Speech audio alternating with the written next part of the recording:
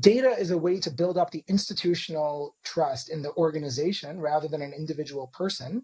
That is, it cuts really deep because the reader, the consumer, no longer looks at that organization as somebody that's trying to take something from them, but the organization has been educating them, and that organization has been doing it very generously, and they've been sharing information, and they've been helping out, and you can trust them.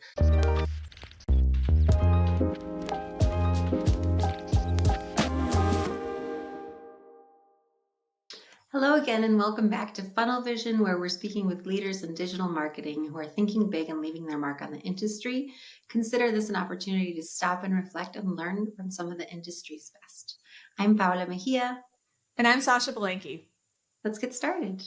So today on the show, we have Eytan Buchman.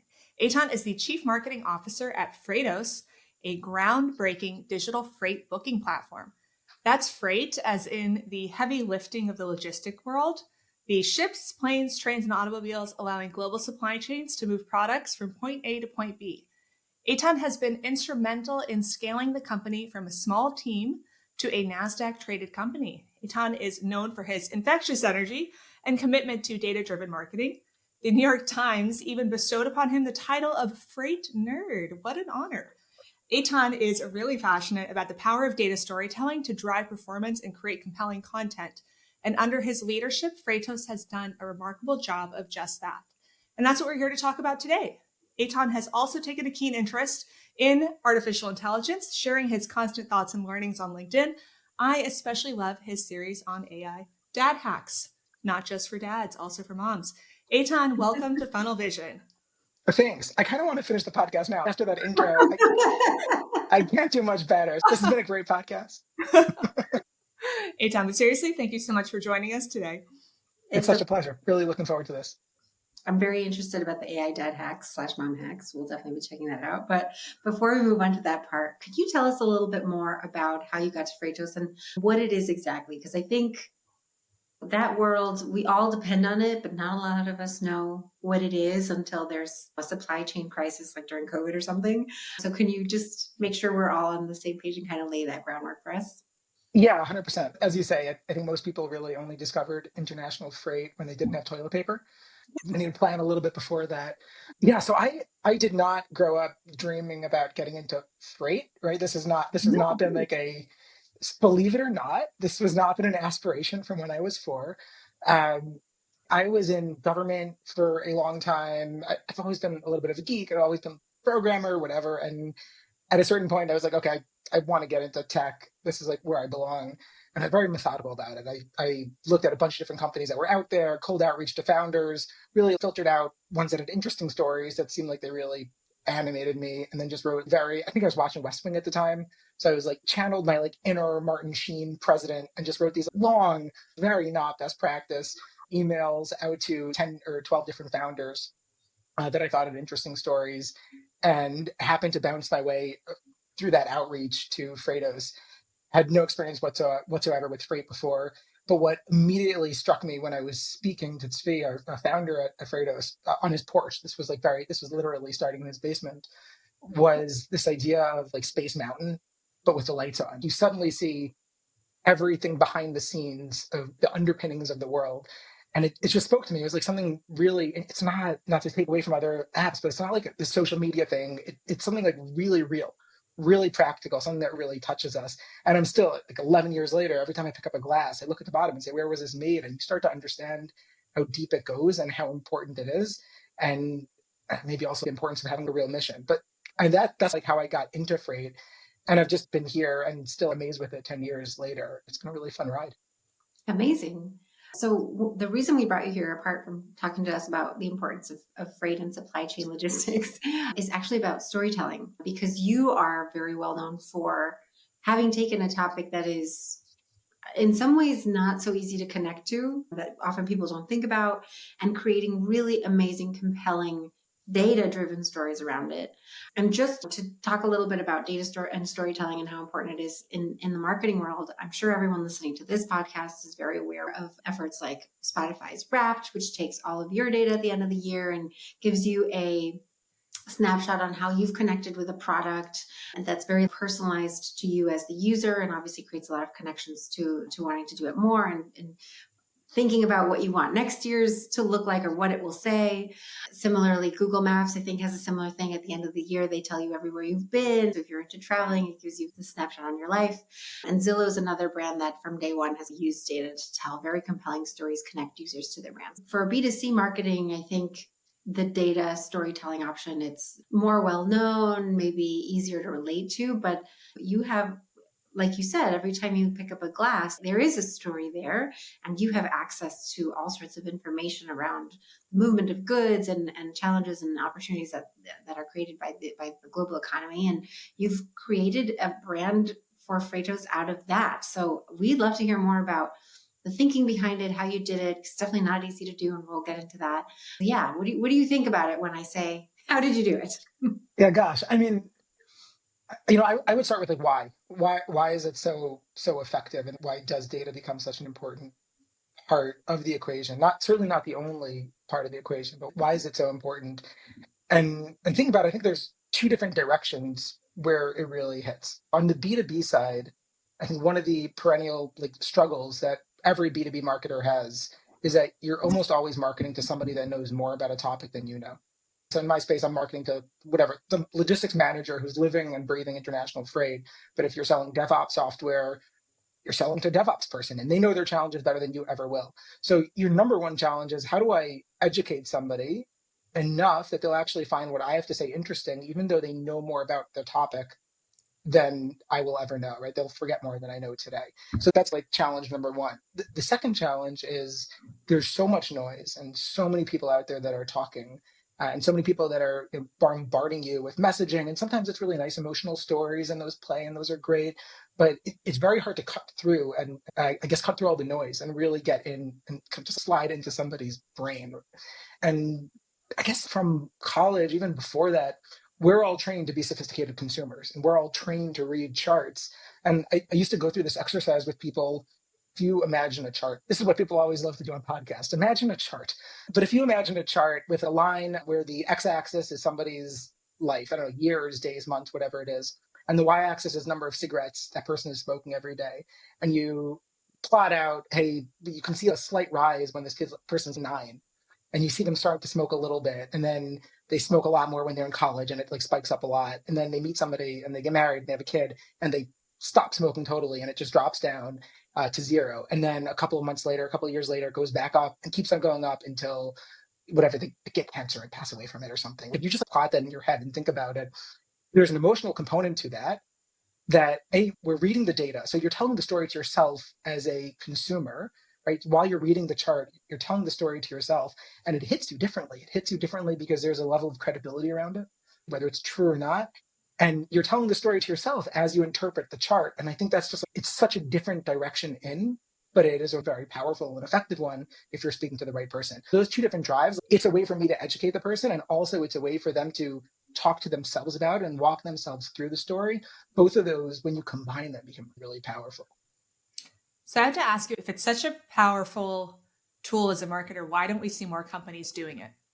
I don't know. For the most part, I don't know. It is the first thing I look at when I see new companies, and when I consult to startups.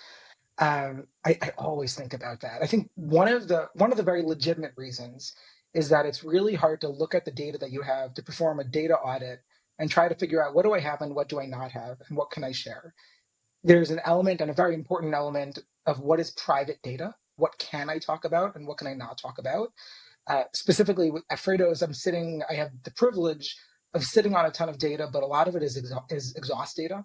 It's not fundamental to my business, it's output. And I was able to identify it and say, hey, let's also use this, let's repurpose this for something else. But I think very frequently people underestimate how interesting and how useful benign pieces of information inside of their company may be, and how effective it is. Like, how I think my first data pickup was before we actually had enough data internally. There was a COP21, this like sustainability conference, and literally me and somebody on the team sat down. We opened up a bunch of academic articles that talked about logistics emissions. We performed our own back of the envelope meta-analysis.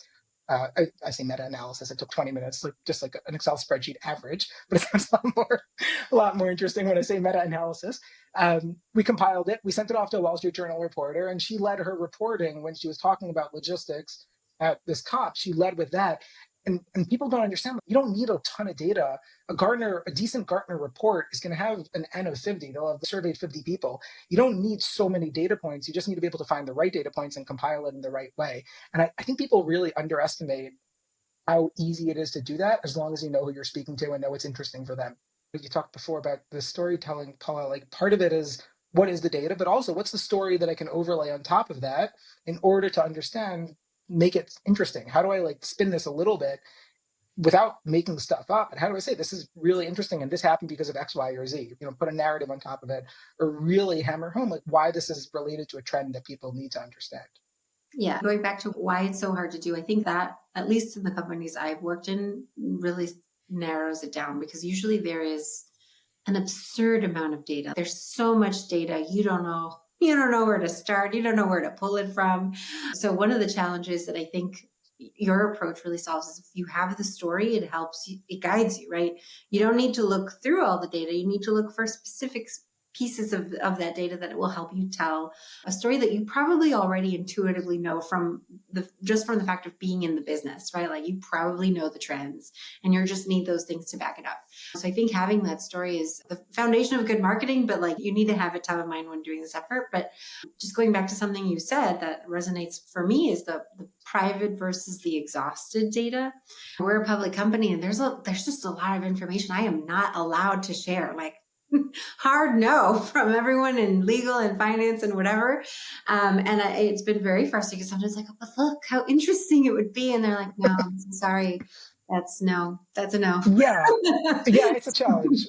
I think it's been a huge struggle too. I definitely think that having the right legal counsel, somebody who really understands, because there's always ways around it, not in terms of leaking information, but there's a difference between a stupid example. If you want to put together a piece on who vacations better, right? So in the freight space, but we have strong penetration in Europe. So to say who takes off more days during summer vacation, right? And just compare on a day-to-day basis which European countries are better at disconnecting or not as good at disconnecting.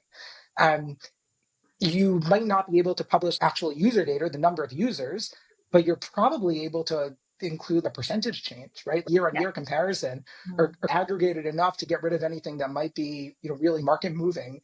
And if you have the right lawyer to work with, or if you understood enough about the rules yourself, you can usually negotiate your way to a pretty equitable solution. Yeah, that's what I was going to say. I think usually when you talk to certain people in a company, say, I would like to use some data for marketing. They're like, no way, you're crazy. That's not good. We're not going to let that happen. And then if you have the story and understand the limits of what is really a no-go and where there is some wiggle room, then like I said, you're less likely to get lost in the limitless amount of information there is, and also be able to have productive conversations with the people you need to in order to move the thing along. So yeah, I think that's really practical.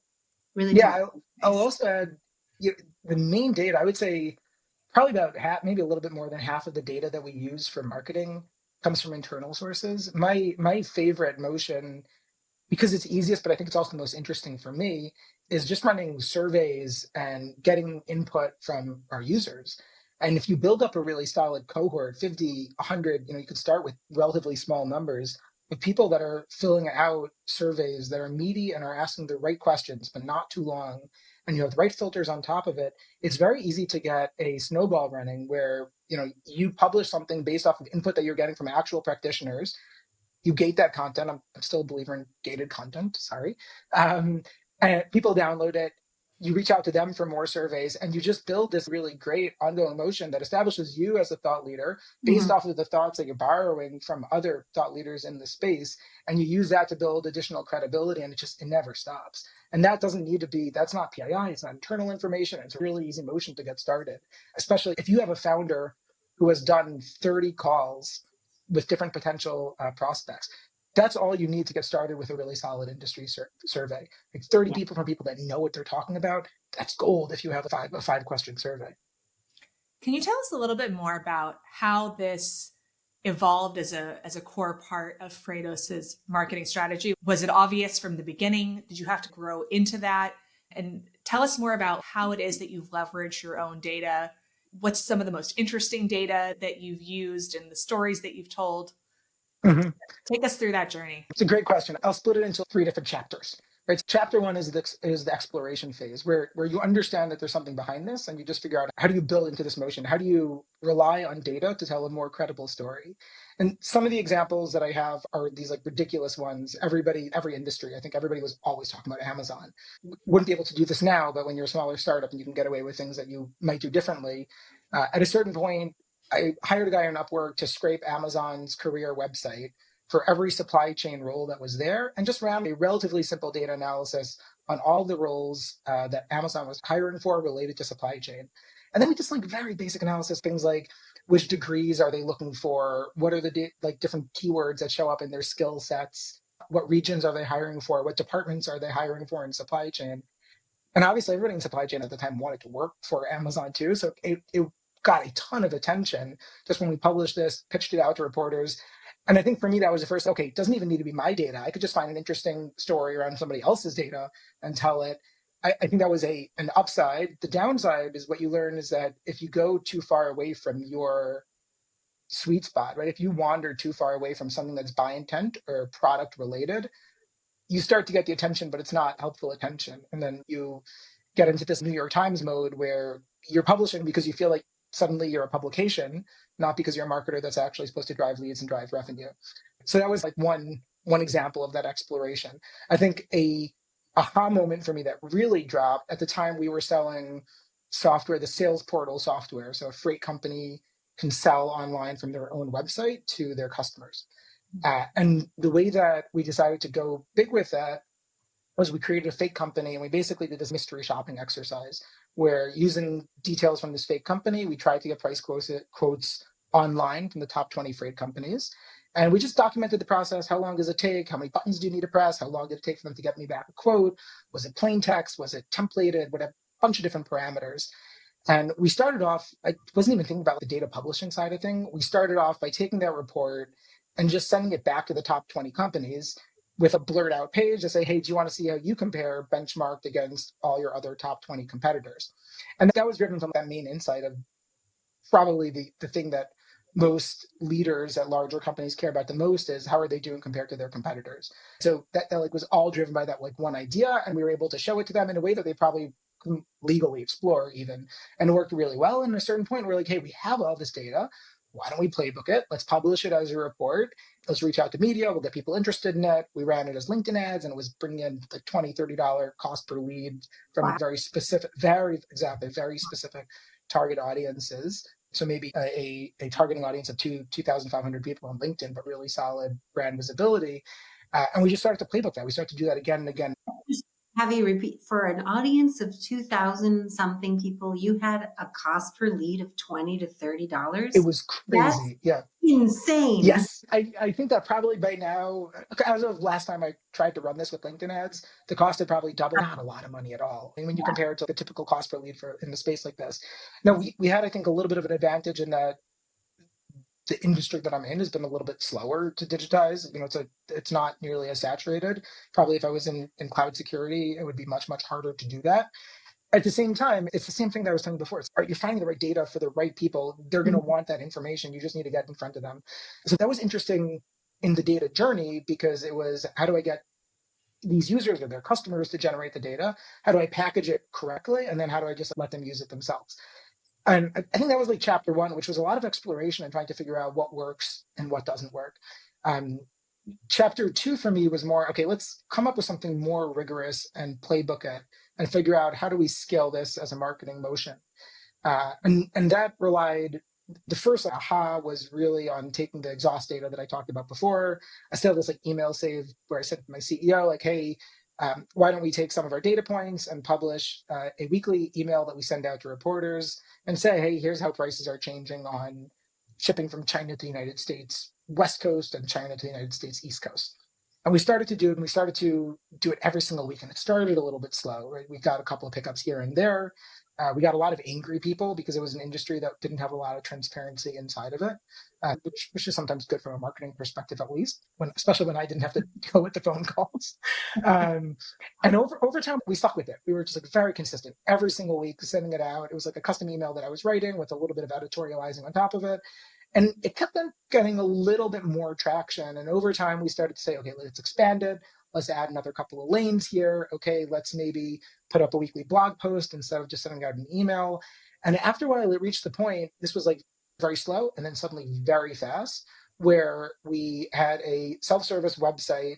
We started having companies come and pay for information, literally 7-digit figure revenue coming from this idea that it started as an experiment of self-service data, but then COVID happened. And when COVID happened, we were just like right time, right place.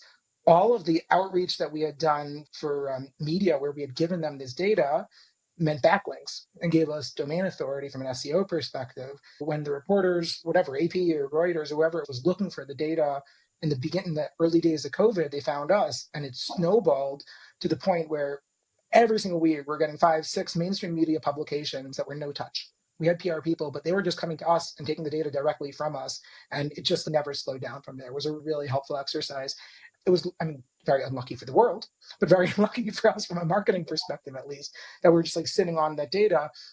And we happen to be in a space that lends itself. And as we're recording this, there's tariffs that are being imposed for imports between the United States, China, and Mexico. Every time something like that happens, every time a ship gets stuck in the Suez Canal, every time there's a war and ships get rerouted around the Red Sea, it's just we have become the go-to source for this. And that was this like scalable part of the journey. And that's, I think, stage 2, which is building something that hit a need. I don't believe every single company could do this because we were in a space that did not have as much transparency, and we were able to be first movers because it was exhaust. But we were able to playbook something that's interesting enough that people come to you instead of you having to reach out to them. Stage 3 was more, how do we add more product intent on top of it? How do you bring it a little bit closer to your product to make sure that people actually end up buying from you? One way to do that was to start selling the data, which we did, but I don't think every company really wants to do that. It's a distraction, and I don't think it's appropriate for everybody. But really leaning into the survey side of things, and one of the pivotal moments for me there was we had a reporter from The Economist who reached out also during the earlier days of COVID, or maybe the end of 2020, and said, "Hey, do you have any data on how small businesses are feeling about increased freight rates?" Yeah, we just ran a survey. Let me get you the data on that. I called some of my team. We sat down at 11 o'clock and we wrote the survey about that. And we basically put together the survey within, half an hour, 45 minutes, binged it out to, we had 40, 50,000 users that were opening up our emails and were fairly engaged, sent it out, got a good 1,500 responses over the course of a day, compiled it, sent it out to the reporter from The Economist. And it was very product intent. It was how are small businesses feeling when they import their goods? One of our platforms let customers import their goods. And I think that for me was really good validation. And we just continue to do that, continue to come up with what are the survey questions we can ask. How do we compile it into a report? How do we get in front of people as well as possible? There's something very interesting about all of the stages you talked about. And you said at some point, what makes an interesting industry survey? And I think if I think about all the surveys I see online or wherever, they're not all that interesting. They're not all interesting. It almost feels like someone is going through the motion of, I feel like I need to do a white paper. And what you've done is not only did you make it interesting to your buyers, but you also made it interesting to the media. And it's this self-feeding loop of one promotes and the other one eats it. It's very hard to do. And I'm sorry to put you on the spot, but you have some kind of, maybe recipe is the wrong word because it'll be different for every business, but something that I look for these qualities in the core subject of these studies that I know will connect with my buyer and with the media. How do you do both of them? So first of all, this is like a general disclaimer I should say for the entire podcast is I hate when people say that they have all the answers. I certainly don't have the answers in these playbooks. They work for me, but they might not work for everybody. And every single win that you have also comes with 10 losses. And it's really fun to like talk about the wins. But I've sent out crazy amounts of surveys that like fell flat and that we scrambled to get 16 people that fill it out, or that you get it and it's full of junk data, or you run a whole survey and the data that you come back is totally inconclusive. So there's a lot of misses, right? Even whatever, even like top tier baseball players will only hit 350, 400%. Like you're going to miss a whole lot more. That said, one of the paradigms I think is interesting to bear in mind when you run these surveys, but really in general, when you create content, is what is interesting, and trying to value your reader's time as much as you value your own time. I think we all have been setting the bar for what you read higher and higher and higher. And this is what's so hard B2B in general, but content marketers as a whole. You're competing with the best writers in the world who are giving their content away for free, right? You're competing with the Substacks and you're repeating with New York Times or Wall Street Journal, and you can get all that information for free. And instead, somebody's going to choose to read my stupid white paper about international freight. And when you get into that mindset, you realize that the bar that you set for yourself and for your content needs to be really high. I think that the people that are best at doing like this type of assessment are people that have been burnt a lot pitching to reporters. I think having a PR background for this really helps because you come up with a really good sense of, I can't pitch this like stupid feature launch. No one's going to care about this feature launch. I need to connect this to a bigger story. And then you could still get burnt because there might be a bigger story that happened that day. How do you think about the sort of prioritization that goes into telling a story that is just a big general kind of brand story and it's getting your name out there versus something that is super targeted, and just how you spend your time? You can't do everything. These are really time consuming efforts. How do you do that? And has your thinking around that evolved? Oh my God, that's a wonderful question. It really depends who you're talking to. I think this is about all marketing activity Yeah. as a whole. I like sat down with one of our investors at a certain point. I was like, hey, I'm no longer going to be pitching for TechCrunch and Verge. I think that my readers don't read TechCrunch and Verge. I'd rather get a pickup in American Shipper or some other publication that I hope you never have to read. But I'd rather get a pickup in American Shipper than TechCrunch because it's just not there's nothing there for me. Your investor was like, but how will the other investors find you? Exactly. Yeah. So there's the signaling. Exactly. And looking back, I think that there's areas that we lost because then there's like a bunch of gain because that clarity, because you can't be everywhere. You're absolutely right. You can't be everywhere at once. And looking back, I'm surprised by how much broader lift we got from having the foundation of data. And some of that lift is in the shape of SEO, right? Which is just a little bit hard to quantify, but you have more domain authority. Some of it is in brand familiarity. There's a ton of people that I'll reach out to them and they'll say, sure, I know Freightos. I have no clue what you do, but I know Freightos. The number of times that we have to reach out to reporters who will cite our data as Freightos, a freight data platform rather than an online marketplace, is enormous.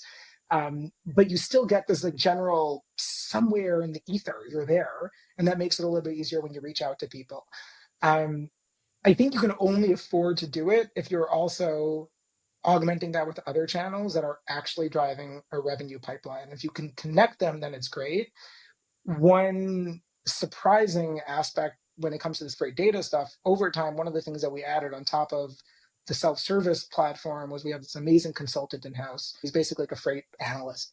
And he puts together these weekly emails using our data, primarily our data, that goes out to a list of I don't know, 50, 60, 70,000 people that read it every single week. And what we realized over time is that the people that start reading that email newsletter 2 years later, 2.5 years later, start to buy your services. And if I was running an aggressive ROI calculation, what is my return on ad spend for this person's salary versus when I'm getting my investment back? You would not still be employed. But if you are able to take that longer view, suddenly you realize how valuable that is. And I think that you have to be able to say, hey, this is not going to work for me today. Can I afford to invest in this for 2.5 years or 3 years before I start to see investment? And do I have a Band-Aid or do I have another channel on top of this that is scratching my short-term itch so that long-term I'll be able to also augment it with this like data stuff. But it's hard. And there were times when I proposed to our CEO that we stop it. And I think he had the foresight to be able to say, no, keep it going. It's worth it. It's not a huge investment. And long term, it really validated itself. But it's a marathon. It's not a sprint. I think that's, in B2B marketing, because the sales cycles are so long, it's very hard to get very quick metrics of, is this working? Is this not? Especially if your key metric is, did it bring a lead that closed, right? That's the ultimate one you want to connect to. But do you have data that you look at internally for hints that there's something there? Like when you cannot connect it necessarily to an MQL or a closed deal? I think there's a lot of different data points that you could come up with, but they all rest on, can you come up with a hypothesis or an explanation for yourself that you really actually believe? I can come up with any KPI, but do I actually believe that this is like going to bring value? For me, one of the more esoteric, but I think interesting data points that I like to look at is how many people are registering to this email newsletter because they were forwarded it by a friend. And for me, that doesn't necessarily mean I'm getting revenue out of it, but it means my target market is enjoying the content. They're amplifying the content, and they're amplifying it to colleagues in the same space that also enjoy the content enough that they're coming in top of funnel. That's a very leading KPI that I've reached like content market fit with what we're putting together. The second interesting KPI to track on it is when I want to cash in on this brand equity. I might not be able to get somebody to sign a deal immediately because they're registered to this list. But when I want to cash in and I want to convert people into registering for a webinar, right? When I want to cash in and convert it into somebody voting for us for some award, or for somebody downloading a white paper, or somebody just reading another post on my website, how effective am I at doing that? Can I get the person who writes the weekly emails to put in a PS that says, hey, we'd really appreciate if you like this LinkedIn post? And can I cash in on that? And when you can do that, then you understand, okay, I built up brand affinity. I built up a relationship with my readers, and I can actually turn this into something effective. And then long term, this is also not something that I haven't even bothered on necessarily analyzing and playbooking it. But over time, you start looking back at the different points of, touch points. And every single time you'll see open email to X, the number of emails that they've opened, and you understand these people have been engaged with you for 2 years, 3 years. Would you say that, data storytelling, data-driven marketing, whatever you call it, is it a more effective way of building trust and building reputation? With a lot of content marketing, there's a bit of a trust issue of this is just here to be like transactional. So do you think that data storytelling done well gets around that in some way? Yes, but it's so easy to lose the trust if you screw up, right? It's a very fickle relationship that you've built, in that, people are coming to you and they're trusting you. I've been thinking a ton about trust, specifically over the past year and a half or 2 years, since AI has really taken off, when the marginal cost to create content has gone down to zero. And we all know that there's so many people that just automatically reply to your LinkedIn posts, and you don't know who to trust anymore. And I've been split trust into two different buckets. There's the people that I know, and because I know them, I trust them, and I trust the stuff that they trust. And then the second part of that trust is this organizational trust. Do I trust this logo for some reason? Do I trust Andreessen Horowitz? Do I trust Wix? Do I trust Yahoo? And there's all these different companies. Not say where I land, but if you look at OpenAI versus Anthropic and ask yourself, which of these brands do I trust and why? I think each person comes up with their own answer for different reasons. Maybe it's because of leadership changes at one of the organizations. Data is a way to build up the institutional trust in the organization rather than an individual person. It cuts really deep, because the reader, the consumer, no longer looks at that organization as somebody that's trying to take something from them, but the organization has been educating them, and that organization has been doing it very generously, and they've been sharing information, and they've been helping out, and you can trust them when that organization reaches out to you. Hey, I actually think you feel like you owe them to a certain extent, but you also believe that they know what they're talking about. They're not just some fly-by-night organization. So related to that, you mentioned that you still believe in gated content, which I get, B2B. I'm not sure I believe in it. I'm not sure I don't. And the reason that I'm on the fence is because when I, as a user, have engaged with gated content, the actual value typically falls short from the ad or the title, whatever. There's something that I'm like, oh, wow, this is really interesting. I will give you my email in exchange for this information. And then you send it, and then you realize actually the title is the most useful thing about this paper, this whatever. There's an interesting dynamic between gated content in terms of trust, because you, as a consumer of this information, are trusting this brand that if I give you private information about myself so that you'll probably call me or reach out to me later, it's worth whatever you're going to give me in exchange. So I give you something first. Right. And then if you don't give me what you promised, I already gave it to you. It's right. done. And now that might make me less likely to engage with the salesperson that reaches out after. But it kind of burns, It burns everybody. I agree. I believe in gated content because I think we need to right now. There's no discovery channel is ever permanent. And somebody, whatever, Googles your research or clicks on it from a publication, and if they consume it and they get a tremendous amount of value from it, they're still here today, gone tomorrow. And right, I mean, if there's anything that has been permanent in B2B marketing over the past 10 years, is that you need to own your own audience. right? And that means that as quickly as possible, somehow you need to get people off of their discovery channel and into an owned audience. And the best way to do that consistently remains email, I think. Now, does that mean that you need to do gated content? If you have content that is so grade A plus that somebody finishes it, they read it all and they say, oh my God, this was so good. I got to sign up for their email newsletter. I got to subscribe to get more. That might happen, but that's still going to be a very low conversion funnel, right? You're still not going to get most of the people there. But I think it's a necessary evil. You need to capture an email. And even with the best content in the world, it's going to be hard to capture that email. Therefore, how do we make gated content that respects the user? Because Paul, that's what you're talking about. You're saying, like, how do you make sure that you continue to respect the user? And I think the way that you do that is you give phenomenal stuff away for free. You don't have a squeeze page that says, hey, click this to learn how many people did X, Y, and Z. You say X number of people did X, Y, and Z. To understand the reasons behind it, click and download the paper. So you're giving away more value up front. You can't gate the actual value, but you can gate additional value behind it. You can follow through on that. And you can also recognize that a content download is not a lead. And you're going to annoy your salesperson if you pass it on as a qualified lead. You're going to annoy the user if you do that. Like there needs to be a nurture cadence. And frankly, in a lot of cases, we have not put nurture cadences in place because we've gotten, sometimes you have your content, you publish it, and like the person downloads it and you don't do anything with the email. And for us, that net of these like weekly emails that you can send out that are just raw value without asking for anything in return has become like the pure sense of a nurture email because you're not asking for anything. You gave them value with the content. You came through on that content promise, and then you're just continuing to drive value for them without ever asking for anything. For companies that are thinking about getting started on their data storytelling journey, who do they need on their team? I think that my expectation of a really good marketer these days is to some extent like a jack of all trades. The old T-shaped marketer kind of thing where you have all the skills and then you go really deep on one. You need all those skills. This for a long time was one of our main interview exercises we do when we interview people. I'm not a huge fan of these massive take-home tests, but I do like giving somebody 30 minutes where you give them a data set and you say, come up with the story based off this data set and write a pitch email to a reporter. And even if you're not in PR, being able to think about how do I look at this data?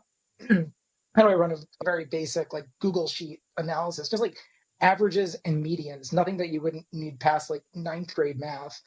How do you take that and how do you extrapolate or extract a story from that? And then how do you package that story?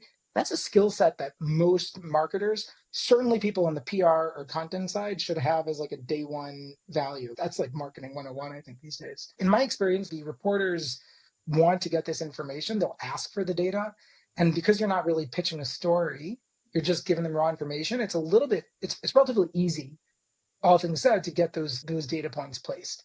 So I would not go out and hire the PR person for the sake of outreach. I would hire them because they know how to tell a good story, and hopefully they know how to like run like a little bit of Google Sheet analyses. Early on, though, were you pitching the story? Now they know. Reach out to Freightos because they have this kind of data. Early on, we didn't pitch it as a story. Hey, we're launching this index.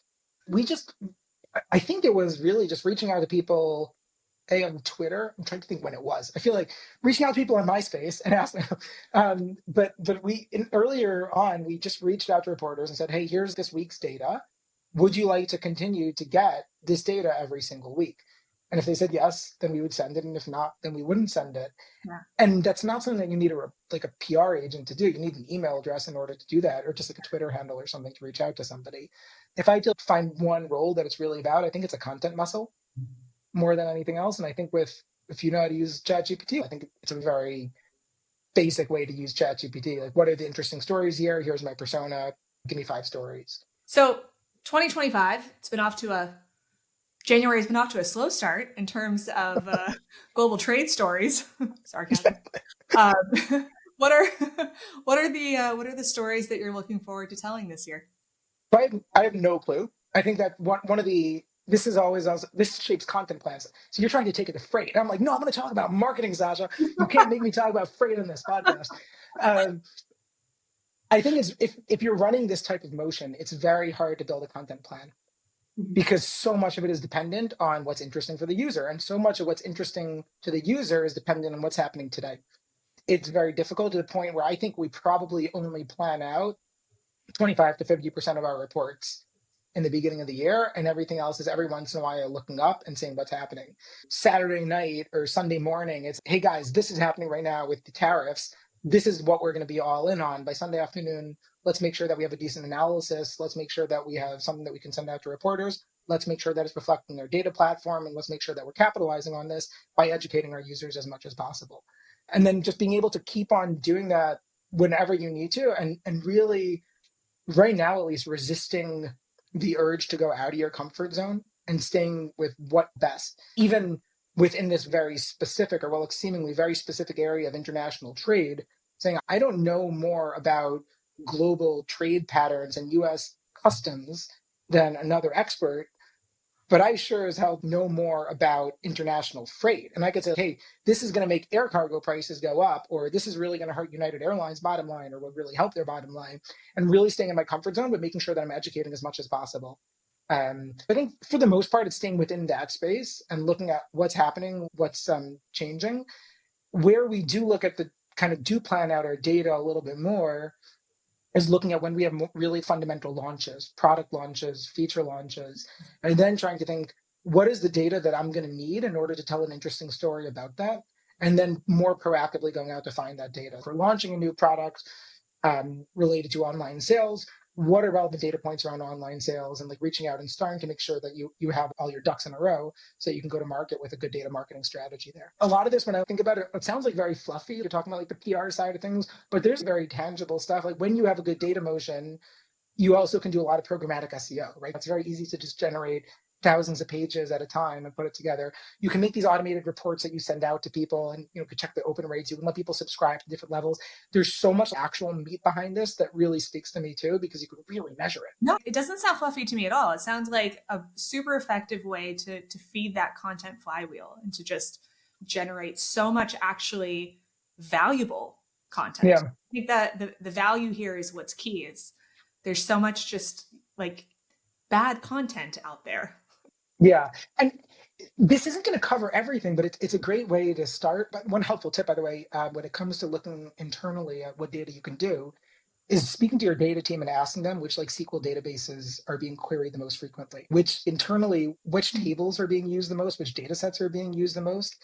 And usually those are ones that are going to have the most interesting data. And even asking for an export of what are the columns inside of those data sets, just what you have to work with, and then start messing around with it and trying to come up with ideas around it. That, I promise that's the most geeky I'll get. That's great. I'm really writing that down. I'm writing that down. I'm in the process of doing a data-oriented content marketing effort. And the Perfect. Yeah. No, but when I told our analysts, they were like, you want to do what? There's 300 million users. What do you want to know? And I'm like, oh, I have a list. Don't I worry. want to know everything. You only know the things you know. And this is very interesting because that'll give me insights into what is interesting to other people in the organization, not just to me. And Yeah. that will trigger some good brainstorming for sure. Good tip.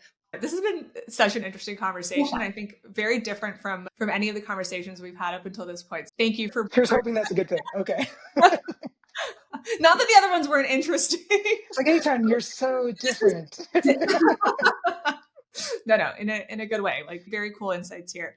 Before we let you go, Eytan, we ask this of all of our guests because we like to think about what is inspiring the inspired marketer. And so we like to ask, who are you following? What are you listening to? And what are you reading? What is keeping you inspired? All good questions. So who do I follow? I would say I mostly follow an anthropologist, trying to look outside at, hey, why is this animating me? I actually try not to follow the typical marketing thought leaders, because I just feel like there's a lot of misinformation or writing for the feed rather than actually sharing the hard insights.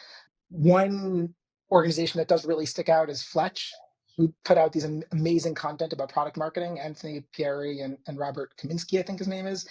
Just phenomenal insights about product marketing. And every time I see it posted, I really like it's theirs. And I follow friends. I follow folks that I know are phenomenal marketers, but who aren't necessarily posting about marketing. I follow them to see what they're doing at their organization, because you see that's people that follow these, hey, here's my LinkedIn playbook. They're not sharing their playbook because they're too busy crushing it with their playbook. and you just have to watch their playbook and you have to see how they're doing it. Find the people that you really think are amazing marketers and just see what they're posting. And that's who I'm following. That's so counterintuitive. Yeah, well, people People just not don't posting share. playbooks are the ones that've got really good playbooks. Exactly. Yeah, it's exactly. They're not sharing. Yeah. So I think that's on the following side. On the reading side, uh, more on the process side than anything else, the biggest change in my life over the past 2 years has been I started getting very much better at tracking what I read and actually making sure that I capture it, because there was so much that was coming in and then going out the other side. So I don't have any relationship with them. There's a company called Readwise that make this platform called Reader that makes it really easy to like highlight stuff. And I read 30, 40 articles a day. I use my books there and I just highlight stuff and I take notes and I just have a list of every single thing I've read, which is so fun.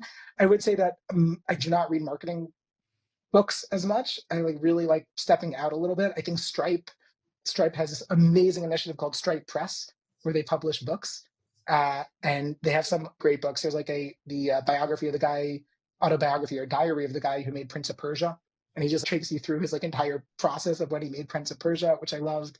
And then some folks like Ben Thompson from Stratechery. But really, I think stepping outside of the marketing world and trying to figure out what's happening in the real world, and then it's my job to map that onto marketing. On the listening side, besides Wix Studio, right, they're just best podcasts in the world, obviously. Podcasts, I would say, acquired and invest the best, which like sounds like the corniest name, but is a really solid name. But my favorite thing to listen to is comedy. I think also, even like if I had to justify it from a marketing perspective, comedians know delivery and they know how to work their audience and they know how to build up a pace and they know how to just create a connection correctly. So that's why I expense my comedy shows. but I really, John Mulaney, Mitch Hedberg, I use that really as a time just to step back a little bit. But I think if I try to wrap it all together, I think there's only so much you can learn about marketing from reading about marketing or listening about marketing. And what it really comes down to is just like getting out there, messing around with stuff yourself and seeing what works and what doesn't work. That's right. You've got to do it. You've got to iterate. You've got to try new things. Exactly. Yeah. And like you said, you might mess up a couple times and then you're going to hit on like an amazing data story and it'll get picked up by the New York Times and have incredible. And they call you a nerd in the headline. Right. Eytan, thank you so much for joining us. That is it for this episode of Funnel Vision. You can find us on all of the major podcast platforms, and we'll be posting the full interview on YouTube under the Wix Studio page. Be sure to hit subscribe to stay up to date on our latest episode. You can also find lots of great resources for marketers at our content hub linked below or in the show notes.